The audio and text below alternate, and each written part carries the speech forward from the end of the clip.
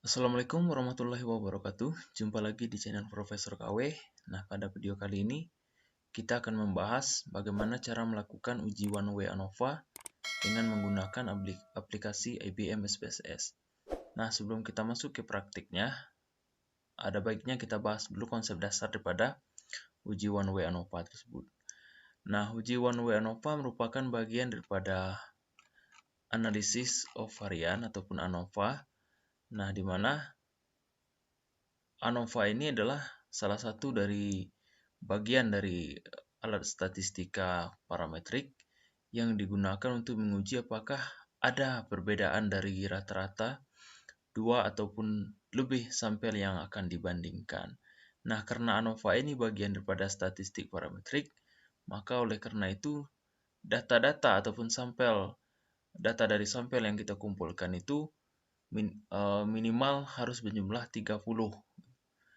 Dan di mana dari 30 data tersebut haruslah lolos uji asumsi klasik, yaitu minimal uji normalitas dan homogenitas. Nah, one way ANOVA sendiri merupakan pengembangan daripada uji independent sample t-test jikalau jumlah sampel yang akan kita cari nilai perbedaannya itu adalah lebih daripada 2. Nah, adapun tujuan daripada uji one way ANOVA ini adalah untuk melihat apakah terdapat perbedaan dari sampel yang dibandingkan. Nah, di mana sampel yang tadi adalah lebih daripada 2 yang akan kita bandingkan. Boleh 3 ataupun 4. Nah, dasar pengambilan keputusannya yaitu kita cukup melihat nilai signifikansi dari output SPSS, di mana kalau jika nilai signifikansinya nanti itu adalah kecil daripada alfa, berarti ada perbedaan dari sampel yang kita bandingkan. Nah, jika nilainya besar daripada alfa, maka tidak ada perbedaan dari data yang kita bandingkan. Nah, biasanya nilai signifikan di sini adalah alfa penelitian itu standarnya adalah 0,05 atau 5%. Nah, di sini kasusnya misalnya kita ingin tahu apakah ada perbedaan kinerja keuangan 4 perusahaan yang terdaftar di Bursa Efek Indonesia selama 30 tahun terakhir. Nah, untuk mengukur kinerja keuangannya maka kita menggunakan ROA. Nah, adapun nilai ROA dari 4 perusahaan tersebut selama 30 tahun terakhir, yaitu mulai dari tahun 1991 sampai dengan 2020, maka dapat kita tabulasi seperti ini. Maka adapun 4 perusahaannya bisa kita buatkan aja perusahaan A, perusahaan B, perusahaan C, dan perusahaan D. Nah, di mana nilai ROA-nya sendiri dapat kita lihat ada yang 1,827, ada 1,819, ada 1,761, ada 1,621 gitu dan seterusnya. Nah, sebelum kita masukkan ke SPSS, maka masing-masing perusahaan tersebut haruslah kita coding gitu ataupun kita beri kode. Nah, di mana misalnya PT A ini kita beri kode 1, sementara PT B kita beri kode 2, PT C kita beri kode 3, dan PT D kita beri kode 4. Nah, ini enggak mutlak kodenya harus A1 ya. Ya, tergantung kita mau misalnya A kodenya 2, boleh juga B kodenya 1, boleh juga. Nah, kebetulan di sini untuk mempermudah kita untuk mengingatnya, maka di sini kodenya untuk PT A diberi kode 1, B 2, C 3, dan D 4. Nah, langkah selanjutnya, kalau sudah kita tentukan datanya, dan datanya sudah kita tentukan sampelnya dan juga datanya sudah terkumpul, maka langkah selanjutnya adalah kita masuk ke langkah-langkah uji one way ANOVA itu sendiri, gitu. Yaitu dengan membuka aplikasi IBM SPSS. Nah, kebetulan di sini datanya sudah saya input. Nah, di mana ketika teman-teman ingin menginput data, nah saya sarankan sebelum mengisi data view terlebih dahulu mengisi variabel view. Nah, biasanya di kolom nama ini adalah untuk mengisi simbol daripada setiap variabel. Misalnya variabel X dan juga variabel Y. Nah, biasanya untuk ANOVA ataupun Independent Sample T-Test, pokoknya yang uji komparasi, biasanya kalau yang nilai yang akan kita bandingkan itu kita beri simbol Y. Kemudian untuk perusahaannya misalnya atau korespondennya kita beri simbol X gitu. Nah, di sini di kolom nama Y dan X, kemudian di sini bisa kita perjelas di label, misalnya Y ini untuk ROA ataupun kinerja keuangan tadi, sementara X-nya adalah perusahaan. Nah, lanjut untuk values-nya di sini, karena perusahaan kita ada 4 tadi, maka di kolom values di sini kita klik 2 kali. Nah, untuk mengisi label dan juga kode. Nah, misalnya di sini kalau value-nya 1, maka labelnya kita beri PTA misalnya. Nanti tinggal tekan add saja dan seterusnya sampai ke PTD. Nah, di sini sudah saya input. Nah, jika misalnya perusahaan yang kita bandingkan itu ada 5 misalnya, maka labelnya di sini tinggal kita tambahkan aja PTE misalnya. Kita klik add. Nah, kebetulan kita cuma ada 4 perusahaan saja yang kita bandingkan, maka PTE ini kita hapus saja. Nah, kemudian di pengukuran di sini. Nah, untuk Y ini, nah kebetulan kita di sini datanya adalah rasio, data rasio. Maka di sini untuk pengukurannya kita pilih scale. Kita pilih scale dan kemudian perusahaan kita pilih nominal. Kenapa nominal? Nah, karena kode daripada masing-masing perusahaan ini bukan menunjukkan bahwasanya PT D lebih baik daripada PT C, PT C lebih baik daripada PT B, dan PT B lebih baik daripada PT E, bukan. Ini hanya sekedar kode di mana setiap angka di sini tidak mengandung makna yang berarti, hanya sebatas kode saja. Berbeda kalau misalnya kalau menggunakan skala Likert itu kan ada tingkatannya.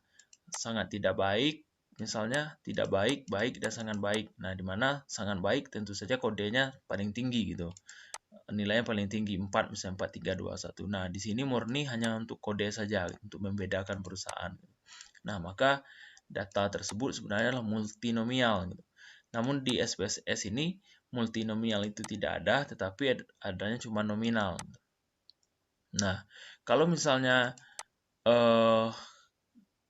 setiap tingkatan itu mengandung makna, maka di sini kita pilih ordinal. Kebetulan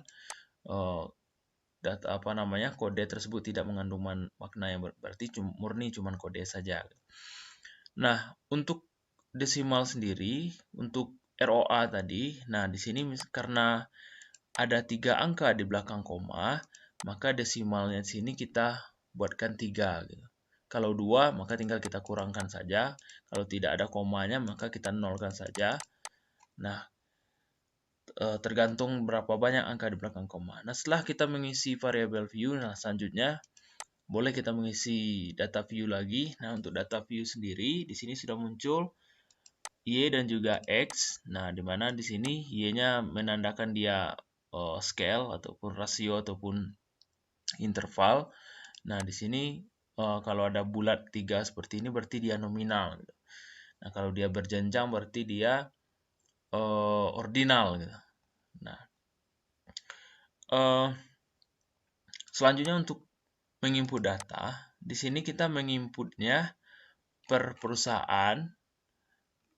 Nggak bisa kita langsung sekaligus. Kalaupun bisa langsung, nanti kita copy di bawah data terakhir dari perusahaan yang pertama. Kemudian diikuti perusahaan kedua, diikuti perusahaan ketiga, dan diikuti perusahaan keempat. Nah, di sini di SPSS sudah saya input.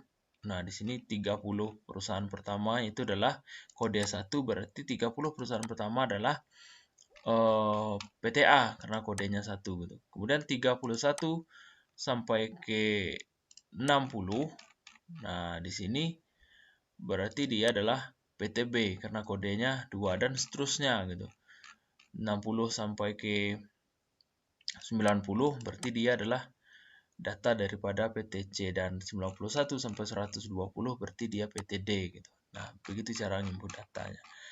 Nah, setelah tahapan input data, maka langkah selanjutnya adalah tahap analisa data.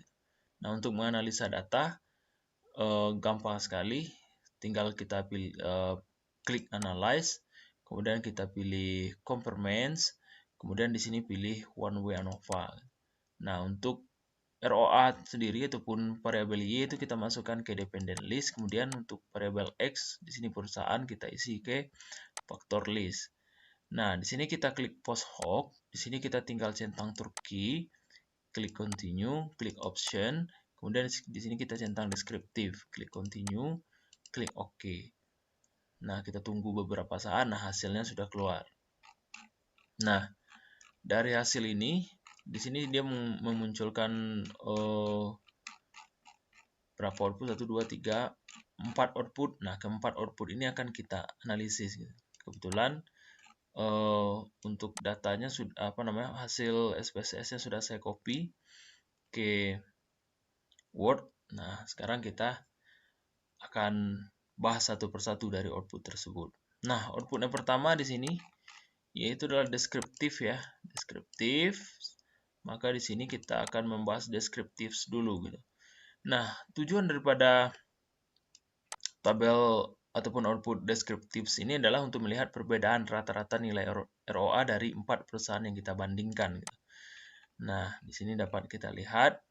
Nah, katanya di sini berdasarkan tabel di atas, maka dari kolom MEAN, nah nilai rata-rata dari 4 perusahaan tersebut, nah maka yang paling tinggi nilai ROA-nya itu adalah PTA gitu. Rata-rata ROA-nya selama 30 tahun yaitu 1,75427 gitu. Sementara untuk PTB rata-rata ROA-nya selama 30 tahun terakhir itu 1,6.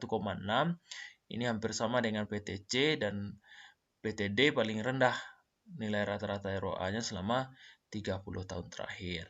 Nah, informasi di mana untuk lower bound-nya itu adalah di angka 1,72 gitu. Kemudian yang paling tinggi itu adalah 1,78. Nilai minimumnya di sini ada 1,544 dan nilai maksimum ROA-nya dari 30 tahun terakhir itu adalah 1,827.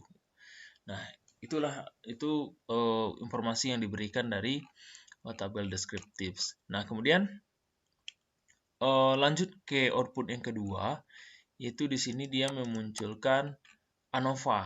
Nah, kita urutan saja. Nah, ANOVA ini apa fungsinya? Tabel ANOVA ini adalah menguji apakah sampel dari 4 perusahaan tadi mempunyai rata-rata yang sama ataukah berbeda. Nah, dari sinilah kita melihat nilai signifikan tadi, dasar pengambilan keputusan. Nah, jika nilai signifikan output SPSS ini kecil daripada alfa, dalam hal ini adalah 0,05, maka ada perbedaan kinerja keuangan dari 4 perusahaan yang kita bandingkan. Jika nilai signifikannya adalah besar daripada 0,05, maka keempat perusahaan itu tidak memiliki kinerja keuangan yang berbeda, ataupun kinerja keuangannya selama 30 tahun terakhir adalah sama.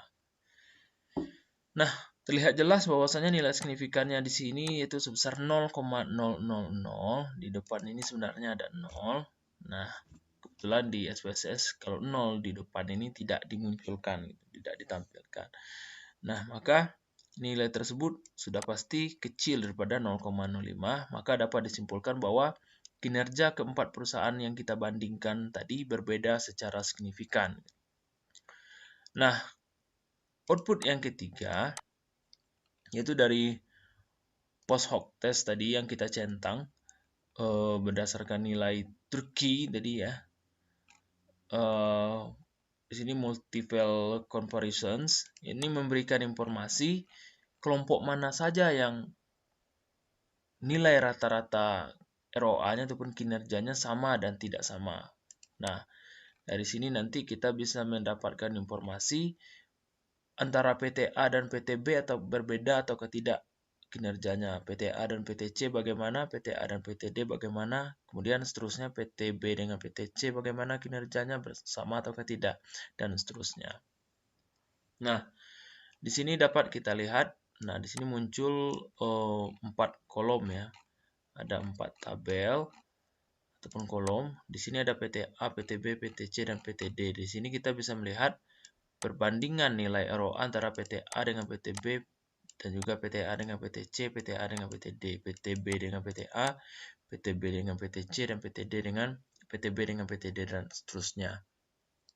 Nah, untuk dasar pengambilan keputusannya tetap sama. Di sini kita berpedoman pada nilai signifikan.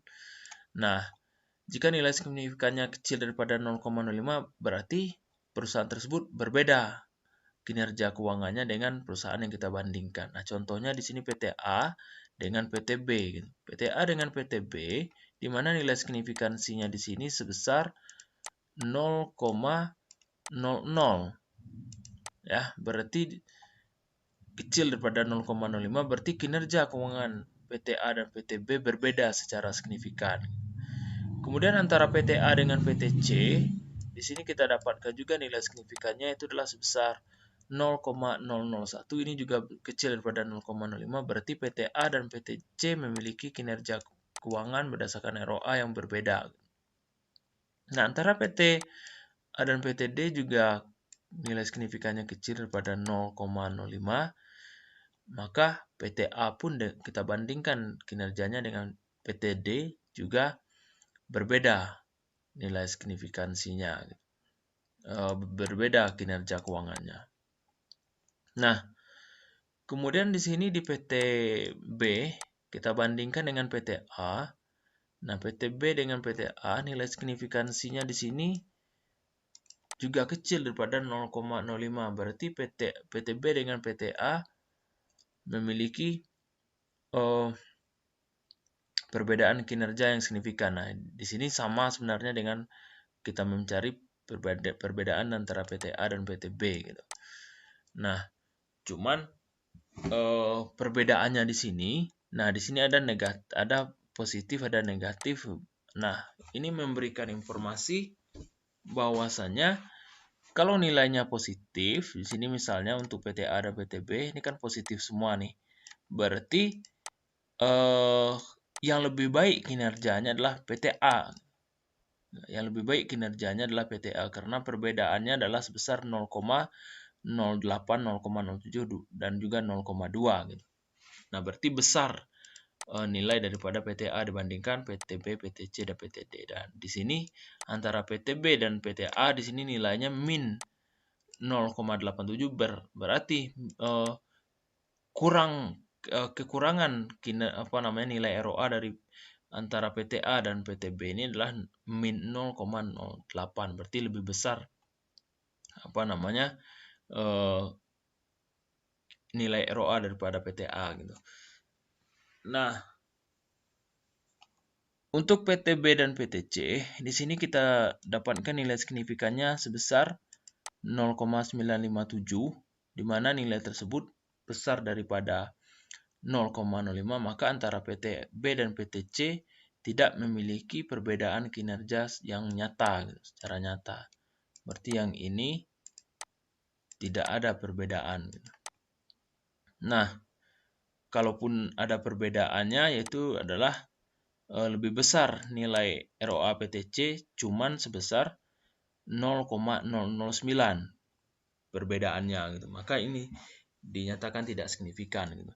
Nah, antara PTB dan PTD dapat kita lihat nilai signifikansinya di sini sebesar 0,00. Nah, berarti ada perbedaan kinerja yang signifikan. Nah, yang mana yang lebih tinggi nilai ROA-nya di sini? Tentu saja PTB. Karena nilainya di sini perbedaannya positif gitu. Perbedaannya positif. Artinya kinerja PTB lebih baik daripada kinerja PTD.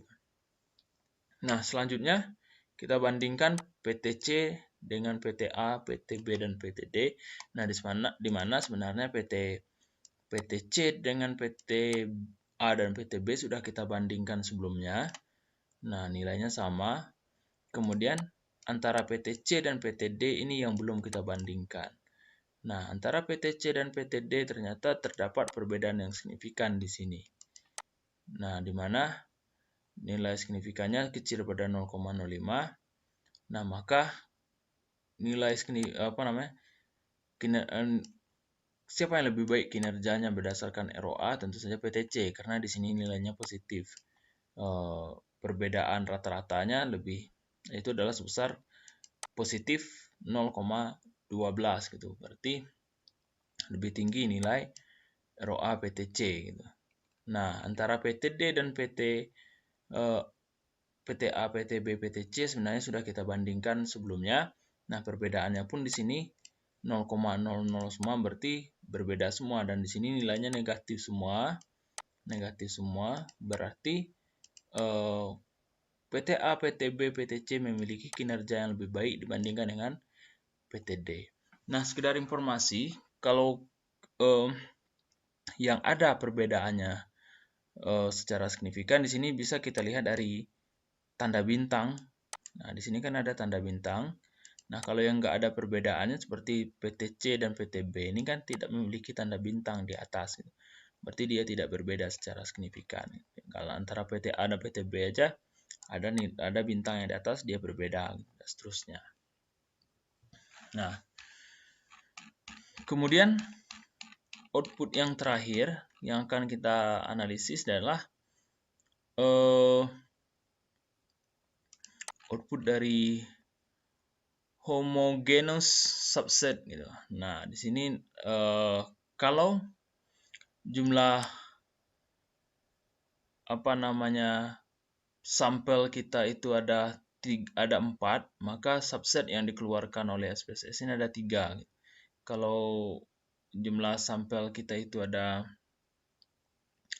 3, maka subsetnya akan muncul 2 gitu. Nah, kebetulan kita ada 4 perusahaan yang kita bandingkan tadi, maka subsetnya di sini ada 3 gitu. Nah, apa informasi yang kita dapatkan dari output tersebut? Yaitu adalah untuk melihat kesamaan rata-rata nilai ROA dari perusahaan-perusahaan yang kita bandingkan tadi, yaitu adalah PTD, PTB, PTC, dan juga PTA di sini. Nah, di sini dapat kita lihat pada subset 1, kita mulai dari subset 1 dulu, di mana pada subset 1 ini hanya terdapat perusahaan D gitu. Nilai rata-rata daripada perusahaan D. Nah, artinya antara PTD dan PTB, kemudian PTC dan PTA ada perbedaan yang nyata gitu. Kenapa seperti itu? Karena di sini tidak muncul ada temannya dalam satu kelompok gitu. Berarti dia memiliki perbedaan yang nyata dari kelompok perusahaan yang lain. Nah, pada subset kedua, di sini yang muncul adalah PTB dan PTC. Artinya apa? ROA antara PTB dan PTC ini tidak memiliki perbedaan yang nyata. Namun PTB dan PTC ini memiliki perbedaan dengan PTD dan juga memiliki perbedaan dengan PTA. Nah, pada subset 3 di sini hanya muncul nilai rata-rata daripada PTA. Artinya apa? PTA ini nilai kinerja keuangannya ini berbeda secara nyata dengan PTA, dengan PTC, B, dan juga PTD karena kelompok tersebut tidak muncul dalam subset ketiga tersebut gitu. Nah, demikian pembahasan daripada uji one way ANOVA. Semoga bermanfaat. Dukung terus channel Profesor KW dengan cara subscribe, kemudian bagikan kepada teman-teman yang lagi membutuhkan. Mudah-mudahan kita bisa jumpa lagi di video-video yang lain. Sampai jumpa lagi. Wassalamualaikum warahmatullahi wabarakatuh.